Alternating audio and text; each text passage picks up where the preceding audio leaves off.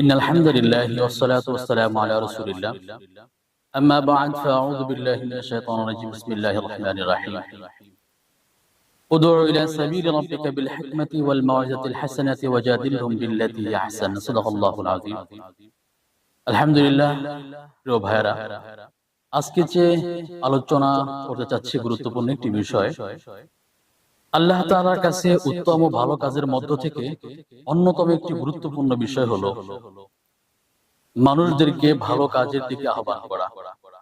মানুষদেরকে যদি আপনি ভালো কাজের দিকে আহ্বান করেন, এটা আল্লাহ তাআলার কাছে বেশি গুরুত্বপূর্ণ একটি আমল এবং আল্লাহ তাআলার কাছে বেশি ভালোবাসার একটি আমল।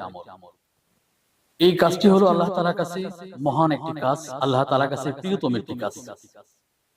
আল্লাহ তাআলা সূরাতুন নাহলের 125 নং আয়াতে নবী করিম সাল্লাল্লাহু আলাইহি ওয়াসাল্লামকে উদ্দেশ্য করে বললেন, উদউ ইলা সাবিলি রাব্বিকা বিল হিকমাতি ওয়াল মাউইজাতিল হাসানাতি ওয়াজাদিলহুম বিল্লাতী হিয়া আহসান। হে প্রিয় নবী মুহাম্মদ সাল্লাল্লাহু আলাইহি ওয়াসাল্লাম, আপনি আপনার জাতিদেরকে, আপনি মানুষদেরকে উত্তম আদর্শ এবং হিকমতপূর্ণ কথার মাধ্যমে মানুষদেরকে হকের পথে ডাকবেন।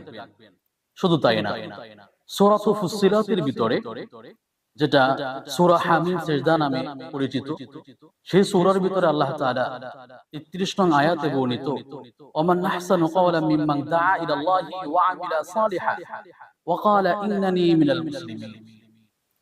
তার কথার চেয়ে উত্তম আর কথা কার বা বেশি ভালো হতে পারে, যে মানুষদেরকে আল্লাহ তাআলার পথে আহ্বান করে বা ডাকে।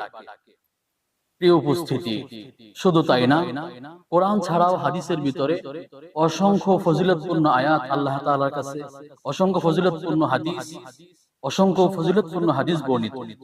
প্রিয় ভাইরা, খাইবারের যুদ্ধের দিনে নবী করিম সাল্লাল্লাহু আলাইহি সাল্লাম হযরত আলী কাররামাল্লাহু ওয়াজহাকে উদ্দেশ্য করে বললেন, হে আলী,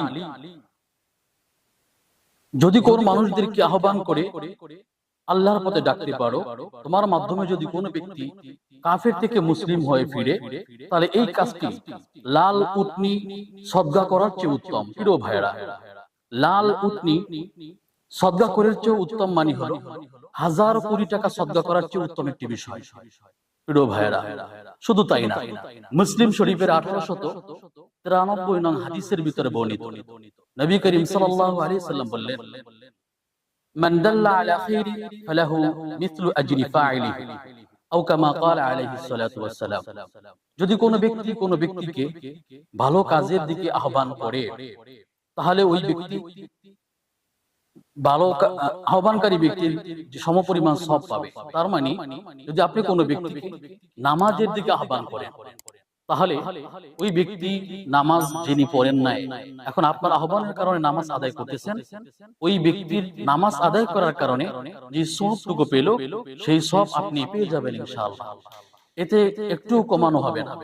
প্রিয় ভাইরা, শুধু তাই না, আপনার আহ্বানের কারণে যদি কোনো মুসলিম ভালো কাজের দিকে আসে, কোন কাফের ইসলাম গ্রহণ করে, তাহলে অবশ্যই এটা আল্লাহ তাআলার কাছে গুরুত্বপূর্ণ একটি বিষয়।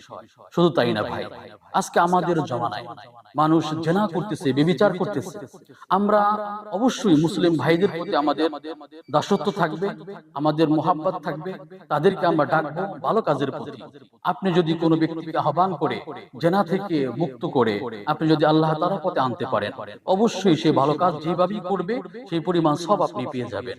প্রিয় ভাইয়েরা, শুধু তাই না, বর্তমান জমানায় ইয়াং জেনারেশন যারা আছে, তারা বর্তমান সিচুয়েশনে তারা মোবাইলে হাজার হাজার খারাপ ভিডিও দেখতেছে। প্রিয় ভাইয়েরা, আপনাদেরকে বলবো, আপনারা যারা খারাপ ভিডিও দেখেন, খারাপ ভিডিওর সাথে সম্পৃক্ত, আপনাদেরকে বলবো ভাই, আপনার এমবি, আপনার টাকা খরচ যেটাই হচ্ছে, এটা অবশ্যই আপনি ভালো কাজের দিকে খরচ করুন। আপনি যদি একটা ভালো কাজের প্রতি মানুষদেরকে আহ্বান করেন, একটা ভালো কাজ শেয়ার করেন, অবশ্যই আল্লাহ তাআলা আপনাকে সদকা সমতুল্য সব আল্লাহ তাআলা আপনাকে দান করবেন।